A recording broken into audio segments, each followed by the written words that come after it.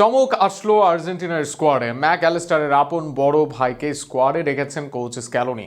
খুব একটা আলোচনায় ছিলেন না এই বিশ্বকাপ জয়ীর বড় ভাই, তবে তাতে স্ক্যালোনির নজর এড়াননি। এনজো ফার্নান্ডেজের ইনজুরিতে ডাক পেয়েছেন এই আর্জেন্টাইন। আরও শুনুন প্রতিবেদনা। আসন্ন 14 নভেম্বর আফ্রিকার দেশ অ্যাঙ্গোলার বিপক্ষে একটি প্রীতি ম্যাচে মাঠে নামবে তিনবারের বিশ্ব চ্যাম্পিয়ন আর্জেন্টিনা। ম্যাচটি অনুষ্ঠিত হবে অ্যাঙ্গোলার রাজধানী লুয়ান্ডায়। এই ম্যাচকে সামনে রেখে চোটের কারণে বাদ পড়েন চেলসির মিডফিল্ডার এনজো ফার্নান্দেজ। হাঁটুর চোটে পড়া এনজোর অনুপস্থিতিতে দলে ডাক পেয়েছেন এক নতুন মুখ, কেভিন ম্যাক অ্যালিস্টার। লিভারপুল তারকা অ্যালেক্সিস ম্যাক অ্যালিস্টারের বড় ভাই কেভিন ম্যাক অ্যালিস্টার এবারই প্রথমবারের মতো জাতীয় দলের জার্সি গায়ে জড়ানোর সুযোগ পাচ্ছেন। তবে ছোট ভাইয়ের মতো তিনি মিডফিল্ডার নন। 28 বছর বয়সী কেভিন খেলেন ডিফেন্ডার পজিশনে। বর্তমানে তিনি বেলজিয়ামের ক্লাব ইউনিয়ন সা জিলোয়াজে নিয়মিত খেলছেন।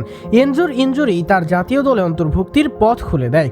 জাতীয় দলে সুযোগ পাওয়ার পর নিজের অনুভূতি প্রকাশ করতে গিয়ে কেভিন বলেন, ম্যাচের আগে হঠাৎ ফোন পাই, আমাকে জাতীয় দলে যোগ দিতে আগামীকাল আলিকান্তে উড়াল দিতে হবে। এটি আমার জীবনের এক অবিস্মরণীয় মুহূর্ত। আমি জানি এটি কেবল আমার একার অর্জন নয়, এই যাত্রায় আমার সতীর্থ, কোচ ও ক্লাবের সবার অবদান রয়েছে। আর্জেন্টিনোস জুনিয়র্স থেকে 2023 সালে ইউনিয়ন সা জিলোয়াজে যোগ দেন কেভিন।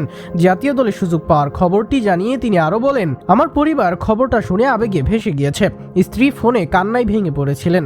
এটি সত্যিই এক অসাধারণ অনুভূতি, আমার স্বপ্ন বাস্তবায়নের শুরু। ছোট ভাই অ্যালেক্সিস ম্যাক অ্যালিস্টার ইতিমধ্যে আর্জেন্টিনার হয়ে 2022 সালের বিশ্বকাপ ও 2024 সালের কোপা আমেরিকা জয়ের গৌরব অর্জন করেছেন। জাতীয় দলের হয়ে তার ঝুলিতে রয়েছে 41 ম্যাচে 6 গোল। এখন নজর থাকবে বড় ভাই কেভিনের দিকে। অভিষেক ম্যাচে তিনি কতটা ছাপ ফেলতে পারেন সেটা এখন দেখার বিষয়।